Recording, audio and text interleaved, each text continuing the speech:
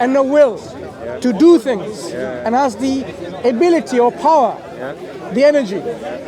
So if you understand a concept of a being who has knowledge and power and will, then it makes sense that the universe was brought into existence with these laws.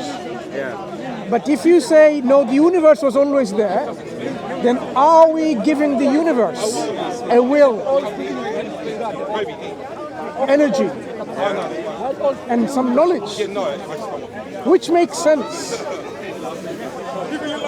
The creator, knowledgeable creator, powerful creator, creator with will, or the universe, the creation itself, with these qualities.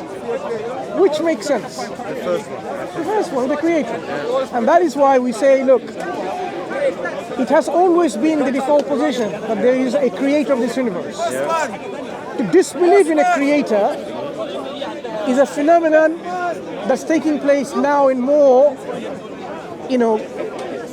bigger form, because people often see problems with religious ideologies just because of that.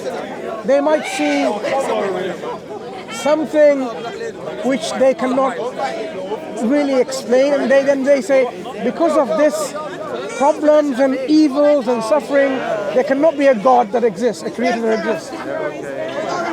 But that doesn't preclude the existence of a God, because the creator has created this universe with wisdom.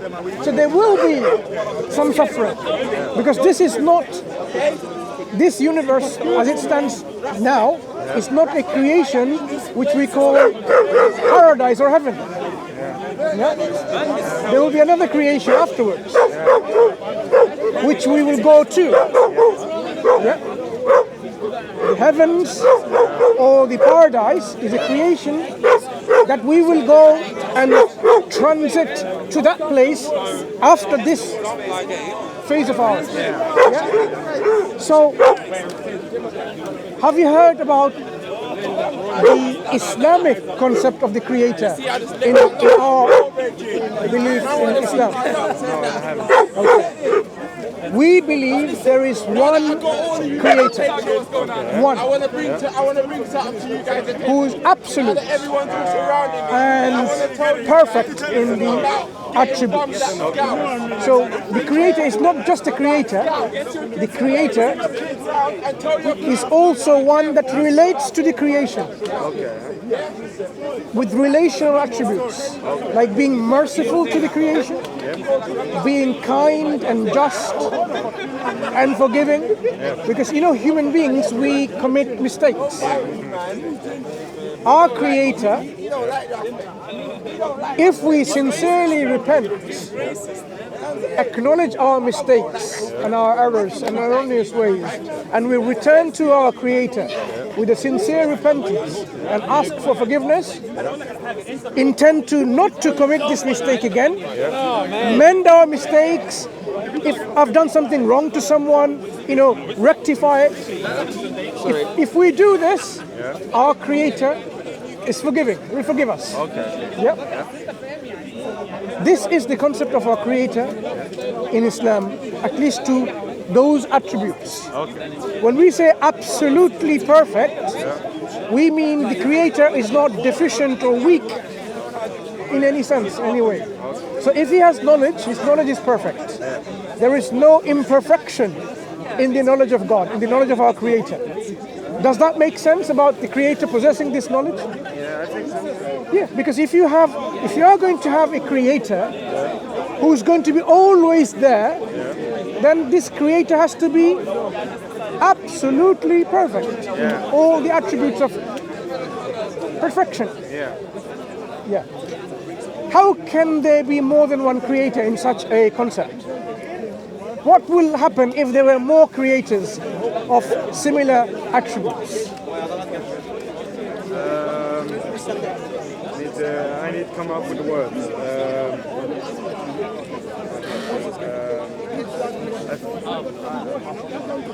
They'll be fighting. Fighting. Between the creators. Yeah. Because everyone is absolute. They don't need to listen to each other. Because listening to someone else is being compromising. Yeah. And if you're absolute, you're sovereign. Yeah. You're almighty sovereign. You don't need to compromise yourself. Yeah. So imagine, just for the sake of argument, there are two creators, only two absolute creators. And one of the creator wants to destroy this earth right now. He's powerful enough to do that because he has all the power. What if the other creator says, no, I want this earth to persist? What's going to happen to this earth? Either this earth is destroyed, which the first creator wanted. That makes the first creator powerful. But what happens to the second creator? A failure. Yeah, he's failure. He failed, or it failed to keep the earth in existence. So the second creator wasn't absolutely all powerful. Now if it remained, the earth remained, then it means the second creator was powerful enough to keep this earth persisting. But that will make the first creator a failure, who could not do what he wanted to do, didn't have the power to destroy. So if you think about this way, you cannot have more than one absolute creator. There can only be one. So Islamic belief is there's only one creator. Now this creator, we say, has created us for a reason. We need to fulfill that reason, a purpose in our lives, and once we do this, it becomes worshiping, meaning that we do in accordance with what the Creator wanted us to do. Okay? And what we do becomes worship. And when we listen to our Creator, follow our Creator's will, then we say our Creator is our God, one who is worthy of our worship. A worthy of worship. We have all our gratitude, all our thanks we give to our Creator. So we call our Creator one who is worthy of all this. So we say this is God, the one who is deserving our utmost praise and gratitude and thanks. That's worship. So you understand when we say Creator is God, okay, because He's worthy of our worship. He's God.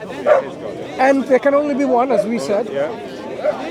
This Creator sends or raises from us, as He done in history, from human beings, people to convey the message with proof and evidence, so that people are not left astray without any guidance.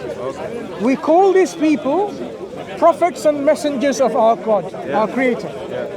Nabi or Anbiya, Rasul or Rusul. So prophets and messengers who will tell people to,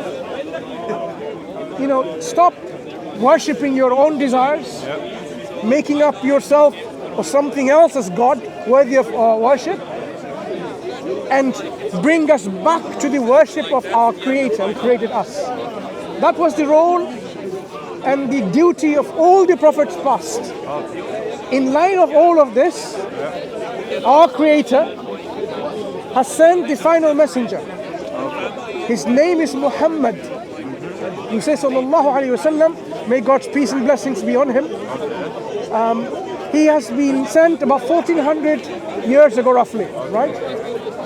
With the final guidance. And the guidance came in the form of a divine book, which is called the Quran. This Quran is the speech of God, telling us exactly who we are, what we are doing here, what will happen when we die, where we came from, and who our Creator, our God is. So the Quran is this guidance. But it is not guidance which just says believe. It encourages us to ponder in this book deeply, reflect on it, study it, scrutinize it, and then to accept it. So you don't believe in the Quran with a blind belief. You believe with deep reflection and then with your sincere conviction that this is indeed from our Creator, our guidance, so we can follow it. Okay? The one who sincerely and willingly follows our Creator, accepts our Creator as the only one God worthy of worship, and accepts the Prophet Muhammad sallallahu alaihi wasallam was the messenger of our Creator, that person becomes a Muslim. Someone who has declared to be one who acknowledges and worships none but God and follows the Prophet Muhammad sallallahu alaihi wasallam to worship that God, the way, because the prophets and messengers show the way to worship the God. Okay? So that's what it means to be a Muslim. So when I'm a Muslim, I am a Muslim, what it means is I have submitted and surrendered my will to the will of the Creator. So when I read the Quran and the teaching of the Prophet Muhammad sallallahu alaihi wasallam, I submit to those teachings. Yeah? Because I know this is the true teaching from our Creator. In this way, we will have peace and tranquility in our hearts and in our lives.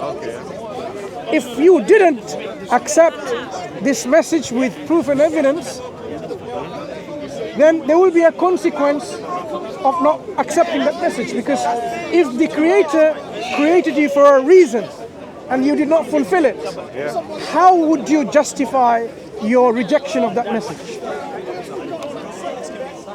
Would you be able to justify saying, oh, I did not want to believe just because I was busy with my life, because I was busy with my studies, I was busy with my work? That would not be an excuse. Because if God created us with a reason, we need to make sure we know what that reason is. When you study, do you expect to pass the exams without studying anything about that subject? You need to know what the subject is, so that when you sit for the exams, you will know the right answer from the wrong answers, and the examiner will mark you and say, look, you have given the right answer. And then the examiner will say, now you have passed.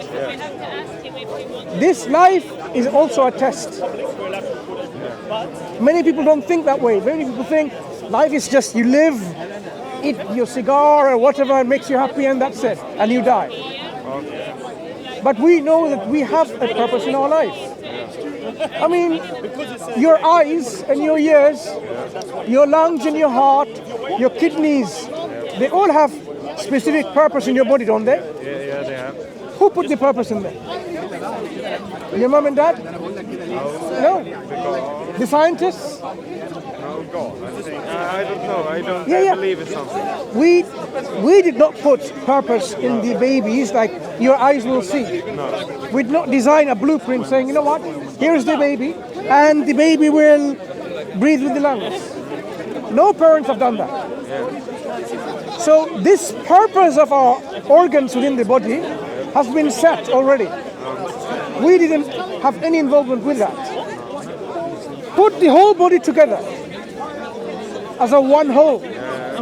What is the purpose of the whole body that is not set by you and me or my parents and your parents?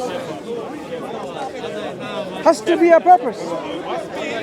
You see, every part of our body has a purpose, and as a whole, we don't know what the purpose is. Yeah? So you realize we tried to murder truth?